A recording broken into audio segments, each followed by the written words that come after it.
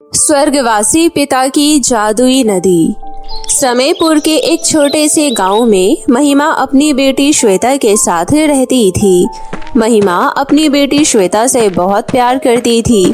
श्वेता के पिता सुरेश के गुजर जाने के बाद महिमा ने कभी श्वेता को उसके पिता की कमी महसूस नहीं होने दी। वो श्वेता की हर ख्वाहिशें पूरी करती थी।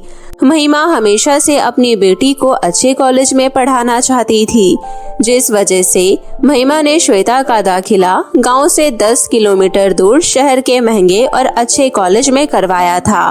महिमा एक दर्जी थी। महिमा सिलाई करके अपना घर खर्चा चलाती थी और सिलाई करके वो 4 पैसे इकट्ठे करती थी। एक बार की बात है, कॉलेज की छुट्टी पर श्वेता घर आई थी। माँ, मैं आ गई माँ। कॉलेज में दाखिला लेने के बाद मैं तो आपसे मिल भी नहीं पाती। घर में आने का बहुत मन होता है, पर रोजाना इतनी दूर आने से मेरा टाइम भी बर्बाद होगा, इसलिए मैं आज छुट्टी के दिन आ गई। सही किया बेटा तूने, मैं भी तुझे बहुत याद करती हूँ। इतने दिनों तक दूर रहती है, मुझे तो तेरे खाने पीने की चिंता लगी रहती है। माँ, अगले महीने से मेरा एग्जाम है, तो मैं वहीं हॉस्टल में रहकर पढ़ाई करूंगी। अब एग्जाम के बाद ही घर आऊंगी। आप अपना ध्यान रखना। और हाँ, मेरे कपड़े भी पुराने हो चुके हैं, तो कुछ कपड़े सिलकर भिजवा देना माँ। चिंता मत करो बेटी, मैं भिजवा दूंगी। तुम बस अपनी पढ़ाई पर ध्यान दो, ठीक है बेटी? अपना ख्याल रखना।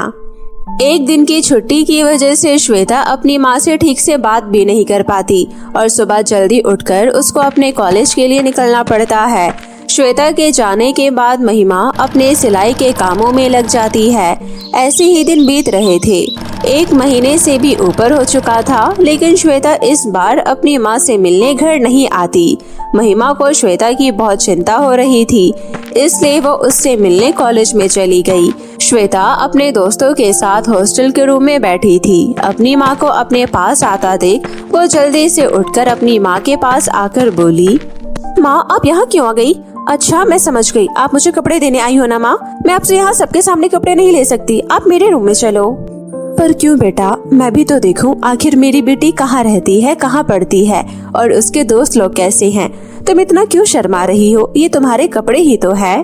माँ, आप मुझे कपड़े देने आई थी ना, मुझे कपड़े दे दो, लेकिन आप मेरी बेइज्जती करवाना चाहती हो। आपने देखा ना माँ, सभी बहुत हाई फाई स्टैंडर्ड से है और सबके मॉम डैड अच्छे बिजनेस करते हैं। आप सबके सामने ऐसे फटे पुराने कपड़े में आ गई, फिर सब लोग मेरा बहुत मजाक उड़ाएंगे। देखो, आप मेरी बातों का बुरा मत मानो, अभी आप यहाँ से चली जाओ। मेरी छुट्टी होते ही मैं आपसे मिलने घर आती हूँ। ये सुनकर महिमा उदास मन से घर लौट जाती है। उधर श्वेता के फ्रेंड्स उससे पूछते हैं, अरे श्वेता, ये आंटी कौन थी और तुम उनसे क्या बातें कर रही थी? वो तो दिखने में काफी गरीब लग रही थी, तुम्हारी माँ थी क्या? अरे वो तो कोई नहीं थी। अरे वो आंटी गलती से इधर आ गई थी बेचारी, तो मैं उन्हें कॉलेज की कैंटीन का पता बता रही थी।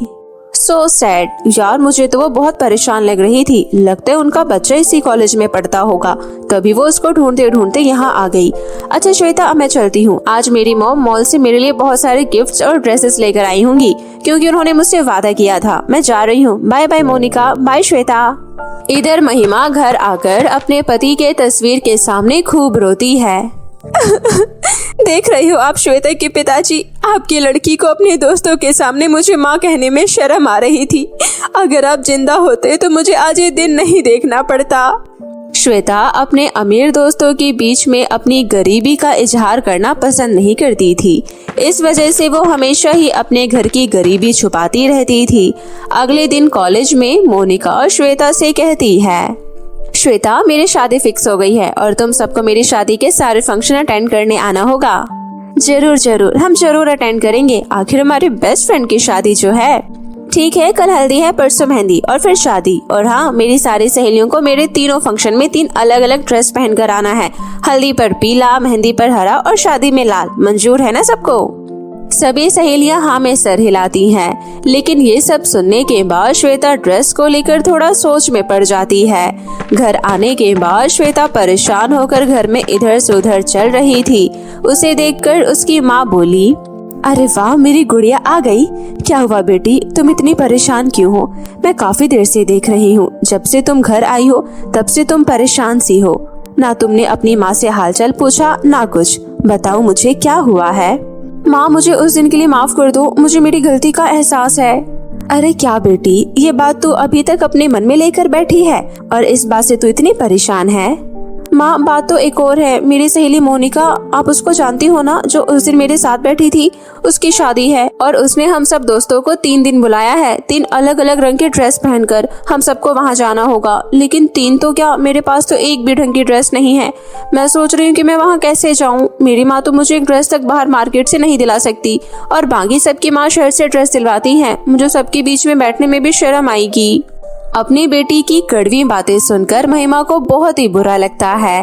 अरे बेटा, अब परेशान क्यों होती है? ये 3 ड्रेस तो मैं तुझे एक दिन में ही बना कर दे दूंगी।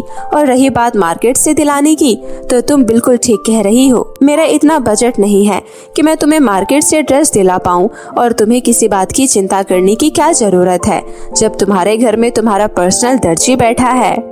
माँ, मुझे बाकी दोस्तों के साथ मेकअप खरीदने भी जाना है। आप मुझे कुछ पैसे दे दो और आप मेरी ड्रेस कल तक तैयार कर देना, क्योंकि परसों से मोनिका के यहाँ पे इवेंट्स होने लगेंगे। हाँ बेटा, ये लो 200 रुपए। इतना कहकर महिमा अपनी बेटी को 200 रुपए दे देती है। महिमा परेशान हो जाती है। उसके पास तो इतने पैसे भी नहीं थे कि वो अपनी बेटी की ड्रेस के लिए कपड़ा लाकर खुद ही ड्रेस सिल दे, और जो पैसे थे वो उसने अपनी बेटी को दे दिए थे। वो अपने पति के फोटो के सामने बैठकर बोलती है, क्या करूं जी, मेरे पास तो इतने पैसे नहीं कि मैं आपकी बेटी के लिए 3 अलग अलग ड्रेस ले आऊं। जो पैसे थे वो मैंने श्वेता को दे दिए। अब मेरे पास कपड़ा खरीदने के लिए भी पैसे नहीं हैं। मैं कैसे उसकी ड्रेस बनाकर तैयार करूंगी? अब आप ही मुझे कोई रास्ता दिखाइए।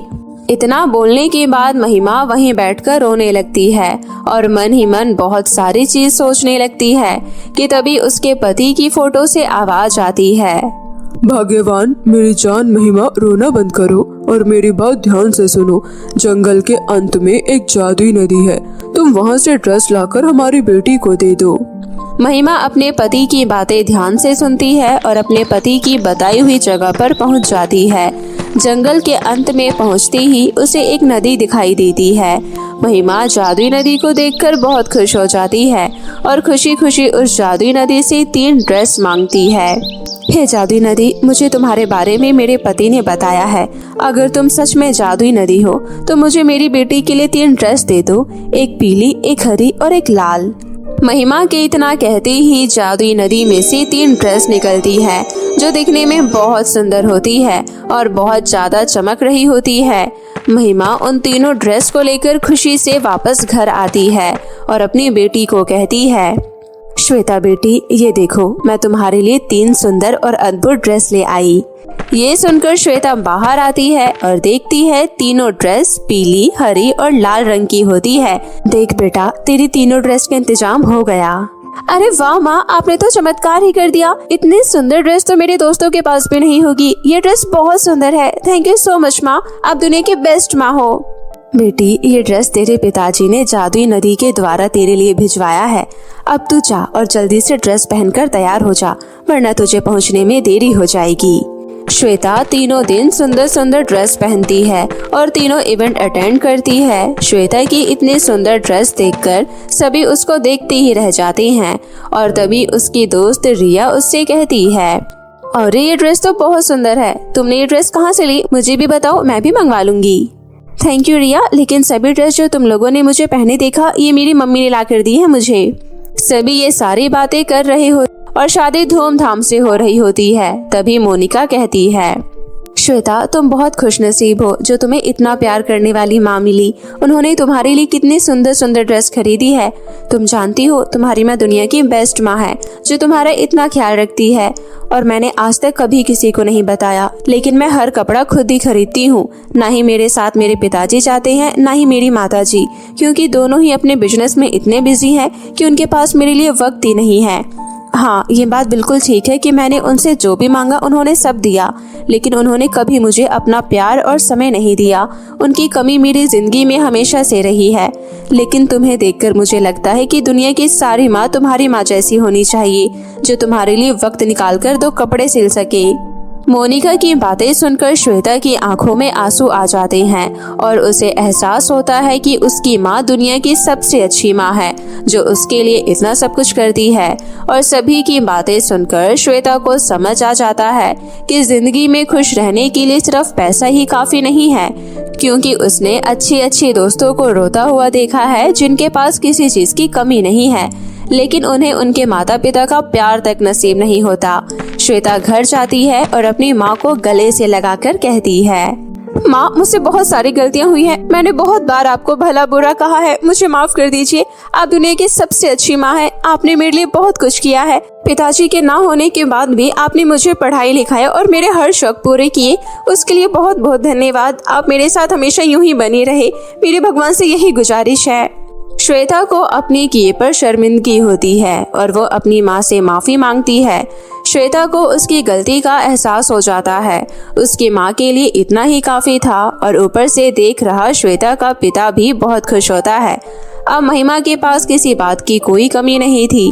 महिमा को जो भी चाहिए होता वो जादुई नदी के पास जाकर मांग लेती और उसे वो मिल जाता।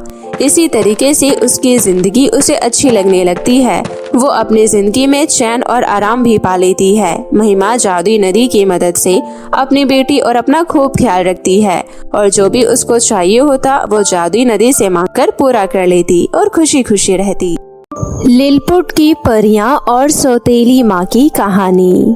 प्रतिज्ञा अपनी माँ के अत्याचारों से बहुत ज्यादा परेशान थी। प्रतिज्ञा की माँ सौतेली माँ थी, जिस वजह से वो प्रतिज्ञा से जरा भी प्रेम नहीं करती थी और इसी वजह से प्रतिज्ञा की सौतेली माँ शकुंतला प्रतिज्ञा को बहुत परेशान करती थी और वो उससे घर के सारे काम करवाती थी। प्रतिज्ञा को काम करने में कोई दिक्कत नहीं थी, परंतु काम करने के बाद भी शकुंतला प्रतिज्ञा को पेट भर खाना नहीं देती थी और तो और पूरा दिन उससे काम करवाती थी। प्रतिज्ञा बहुत सालों से अपनी माँ का अत्याचार सहती जा रही थी, परंतु अब उससे और नहीं सहा जा रहा था। वो अक्सर अपनी माँ की फोटो को देखकर बहुत रोती थी। एक दिन प्रतिज्ञा घर में झाड़ू लगा रही होती है, तभी उससे घर का एक जरूरी कागज बाहर कूड़े में चला जाता है। जब शकुंतला की नजर उस पे पड़ती है तो वो प्रतिज्ञा को मारने का बहाना ढूंढ लेती है और वो प्रतिज्ञा से कहती है, अंधी हो गई है क्या महारानी? तुझे दिखाई नहीं देता क्या? कितनी बार कहा है कि झाड़ू लगाकर कूड़े को 10 बार देखा कर, लेकिन नहीं। जैसे तेरी पहली माँ की हरकत थी वैसे ही तू भी करती जा रही है। लगता है तुझे सबक सिखाना पड़ेगा। आज रात को तुझे खाना नहीं मिलेगा, समझ गई? अरे माँ, आप क्या बोल रही हो? मैंने तो कूड़ा बहुत ध्यान से देखकर बाहर फेंका था और मुझे जरा भी मालूम नहीं था कि ये कागज बहुत जरूरी है। मुझे माफ कर दो माँ, मैंने सुबह से वैसे भी कुछ नहीं खाया है। मैं कुछ नहीं जानती हूँ। अगर तुमने मुझसे अच्छा बुरा कहा तो मैं तुझे घर से बाहर निकाल दूंगी, समझ गई? शकुंतला ने प्रतिज्ञा को बहुत ज्यादा डांट दिया था और प्रतिज्ञा अपना काम खत्म करके अपने कमरे में बैठकर रोने लगती है। माँ, आप मुझे यहाँ पर अकेला छोड़कर क्यों चली गई हो? काश आप मुझे अपने साथ ले जाती तो आज ये सब मुझे नहीं देखना पड़ता। ये सौतीली माँ मुझे बहुत ज्यादा परेशान करती है। मैं पूरे दिन घर का काम करती हूँ, फिर भी मुझे 2 वक्त का खाना नहीं देती है। ये सब कहते कहते प्रतिज्ञा सो जाती है, क्योंकि प्रतिज्ञा ने कल पूरे दिन कुछ नहीं खाया था। इस वजह से वो बीमार हो जाती है और उसे बुखार आ जाता है, जिस वजह से वो सुबह देर से उठती है। शकुंतला प्रतिज्ञा से पहले उठ जाती है और वो देखती है कि किचन में पानी के बर्तन खाली पड़े हुए हैं। वो चिल्लाते हुए प्रतिज्ञा को आवाज लगाती है, प्रतिज्ञा, कहाँ मर गई है? सुबह से कहीं दिखाई नहीं दे रही। अच्छा, अभी तक महारानी सोकर नहीं उठी है। यहाँ किचन के सारे पानी के बर्तन खाली पड़े हैं। ये कुएं से भरकर कौन लाएगा? अरे माँ, मुझे माफ कर दो, मेरी आँख खुलने में जरा देरी हो गई। मुझे कुछ अच्छा नहीं लग रहा है, मुझे बुखार सा महसूस हो रहा है। क्या आप मेरे लिए डॉक्टर से दवाई ले आएंगी? मैं सब जानती हूँ, ये सब तेरे काम ना करने के बहाने हैं। अभी के अभी सारे बर्तन उठाकर कुएं से पानी भर कर ला, समझ गई? और उसके बाद तुझे खाना भी बनाना है। मेरी सहेली आ रही है। शकुंतला प्रतिज्ञा की एक नहीं सुनती है और वो प्रतिज्ञा को कुएं से पानी भरकर लाने को कहती है। बेचारी प्रतिज्ञा अपनी बीमार हालत में ही बर्तन उठाकर कुएं से पानी भरने के लिए चली जाती है। प्रतिज्ञा अपनी माँ के अत्याचारों से बहुत परेशान थी। 2 दिन से खाना ना खाने की वजह से उसे चक्कर भी आ रहे थे। प्रतिज्ञा कुएं से पानी निकाल रही थी, तभी रस्सी ढीली होने की वजह से प्रतिज्ञा कुएं में गिर जाती है।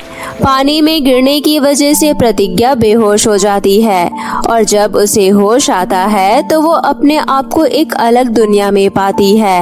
वहाँ बहुत ज्यादा हरियाली थी, सुंदर सुंदर फूल खिले हुए थे और पहाड़ दिखाई दे रहे थे।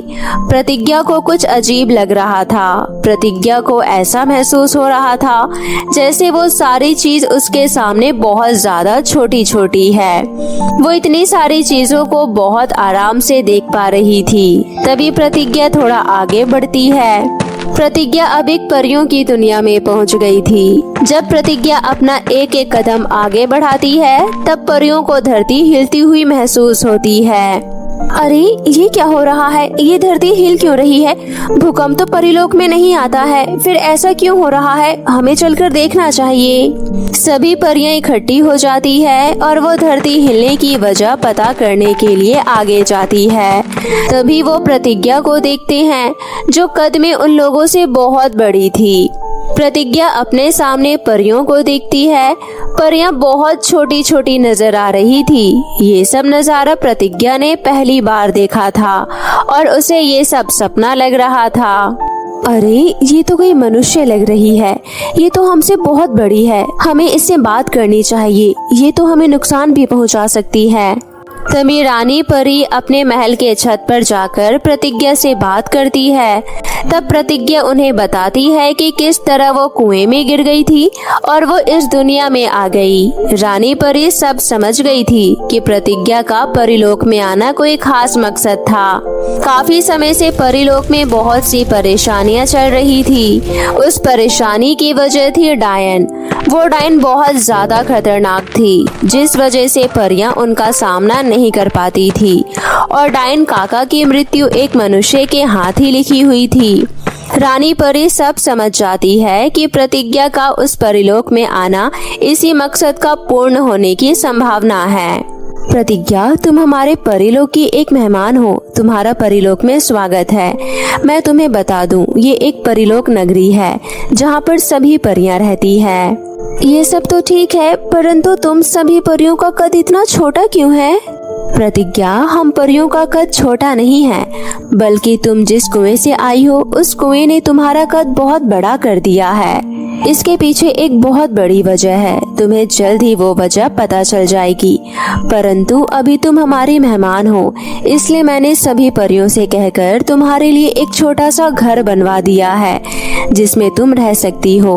तुम्हारे ये कपड़े भी बहुत खराब हो गए हैं। मैं तुम्हें अपनी शक्तियों से कुछ पहनने के लिए अच्छे कपड़े दे देती हूँ। उसके बाद तुम भोजन खा लो, उसके बाद हम बात करेंगे।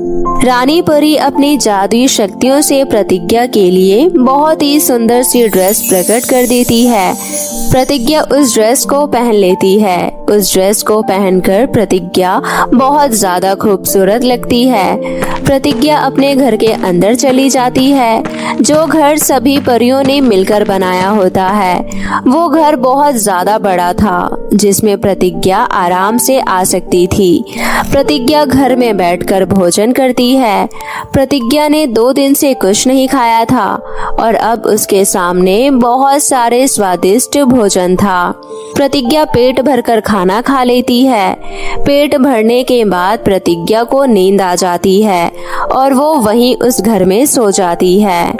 अगले दिन प्रतिज्ञा रानी परी से मिलने जाती है। तभी वो देखती है कि रानी परी बहुत ज्यादा उदास बैठी है। प्रतिज्ञा रानी परी से बात करती है। क्या बात है रानी परी, आप बहुत ज्यादा उदास लग रही हैं और आप यहाँ पर क्यों बैठी हैं? प्रतिज्ञा, तुम अभी यहाँ पर नई आई हो, इसलिए शायद तुम्हें पता नहीं कि ये पूरा परिलोक कितना परेशान है। रानी परी प्रतिज्ञा को परिलोक पर हो रहे अत्याचार और डायन काका की सारी बातें बताती है। प्रतिज्ञा ये सब सुनकर बहुत ज्यादा दुखी होती है, परंतु उसे वो नहीं पता होता कि प्रतिज्ञा का परिलोक में होना परिलोक को डायन काका से आजाद कराना था। तभी रानी परी उसे बताती है कि प्रतिज्ञा का परिलोक में आना इसलिए हुआ क्योंकि प्रतिज्ञा ही वो लड़की है जो डायन काका का अंत कर सकती है। रानी परी, अगर ऐसी बात है तो मैं आप लोगों की मदद जरूर करूंगी। मैं जानती हूँ कि किसी का अत्याचार सहना कितना बुरा लगता है। मैं आपको डायन काका से जरूर आजाद कराऊंगी, चाहे उसके लिए मुझे कुछ भी करना पड़े। इसके बाद रानी परी और बाकी परी प्रतिज्ञा को पूरा परिलोक दिखाती है। परिलोक में घूमकर प्रतिज्ञा को बहुत अच्छा लगता है। शाम हो जाती है और डायन काका परिलोक में आ जाती है। डायन काका का कद भी बहुत बड़ा था। डायन काका के कदम जमीन पर पड़ते ही सभी परियां चौकन्नी हो जाती है। रानी परी प्रतिज्ञा को बताती है कि किस तरह डायन काका को खत्म किया जा सकता है। डायन काका के गले में एक मणि की माला होती है जिस पर वार करने से डायन काका का खात्मा हो सकता था। प्रतिज्ञा सब समझ जाती है। डायन काका अपने सामने प्रतिज्ञा को देखकर कहती है, इन सभी परियों ने अपनी सुरक्षा के लिए तुझे यहाँ पर बुला लिया है, परंतु शायद इन्हें ये नहीं पता कद बड़े होने से कुछ नहीं होता। मैं बहुत शक्तिशाली हूँ, मेरा मुकाबला कोई नहीं कर सकता है। तू चुपचाप से मेरे बीच में मत आ, मुझे बस ये परिलोक चाहिए। मैं तुम्हें ऐसा हरगिज नहीं करने दूंगी। ये परिलोक परियों का है, तुम इस तरह उनके परिलोक पर कब्जा नहीं कर सकती हो। तुम्हारी खैर इसी में है कि तुम यहाँ से चुपचाप वापस चली जाओ, नहीं तो तुम्हें खत्म होने से कोई नहीं बचा पाएगा। मामूली लड़की, लगता है तुझे मुझसे डर नहीं लगता है। मेरा सामना कर, तुझे सब पता चल जाएगा। इसके बाद प्रतिज्ञा डायन का सामना करती है। प्रतिज्ञा और डायन का मुकाबला बहुत देर तक चलता है। प्रतिज्ञा को पता था कि डायन के गले में मणि की माला है, उस पर वार करने से डायन खत्म हो जाएगी। प्रतिज्ञा मौके का इंतजार कर रही थी और वो मौका आ जाता है। प्रतिज्ञा डायन को उलझाकर उसकी माला पर वार कर देती है और वो डायन वहीं पर खत्म हो जाती है। डायन के जमीन पर गिरते ही डायन वहां से गायब हो जाती है और परिलोक अब डायन काका से आजाद हो जाती है। सभी परियां बहुत ज्यादा खुश हो जाती है और वो परिलोक में जश्न की तैयारियां करने लगती है। सभी परियां मिलकर प्रतिज्ञा के साथ जश्न करती है। उसके बाद प्रतिज्ञा वापस अपने घर जाने के लिए रानी परी से आज्ञा मांगती है।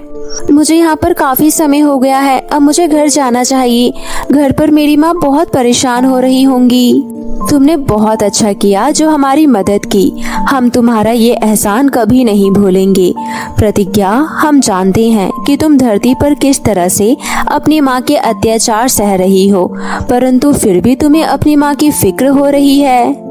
हाँ, मैं जानती हूँ कि मेरी माँ मुझ पर बहुत अत्याचार करती है, पर मैं उनके व्यवहार के बदलने का इंतजार कर रही हूँ। मैं उनके साथ बुरा नहीं कर सकती हूँ, इसलिए मुझे उनके पास वापस जाना होगा। आज नहीं तो कल वो बिल्कुल ठीक हो जाएंगी, मुझे पूरा विश्वास है। ठीक है, हम तुम्हारा धरती पर जाने का इंतजाम करते हैं। जब तक तुम घर जाने की तैयारियां कर लो, और हाँ, तुम्हें यहाँ से जो भी अपने साथ ले जाना चाहो तुम ले जा सकती हो। इसके बाद सभी परियां मिलकर प्रतिज्ञा का बहुत बहुत धन्यवाद करते हैं, उसके ऊपर फूल बरसाते हैं और प्रतिज्ञा को वापस उसके घर भेज देते हैं। प्रतिज्ञा को घर से गायब हुए काफी समय हो गया था, जिस वजह से शकुंतला को घर के काम खुद करने पड़ते थे। शकुंतला समझ गई थी कि प्रतिज्ञा कितनी अच्छी थी और वो शकुंतला का कितना ध्यान रखती थी। शकुंतला प्रतिज्ञा को बहुत ज्यादा याद करती है। तभी वो देखती है कि प्रतिज्ञा वापस आ गई है। शकुंतला प्रतिज्ञा को गले लगा लेती है और उससे माफी भी मांगती है। प्रतिज्ञा समझ जाती है है कि उसकी माँ शकुंतला बदल गई है। उसके बाद से अपनी माँ शकुंतला के साथ अपना जीवन हंसी खुशी से बिताने लगती है और प्रतिज्ञा परीलोक से अपने लिए एक जादुई बर्तन लेकर आई थी, जिस बर्तन में स्वादिष्ट स्वादिष्ट खाना मिलता था।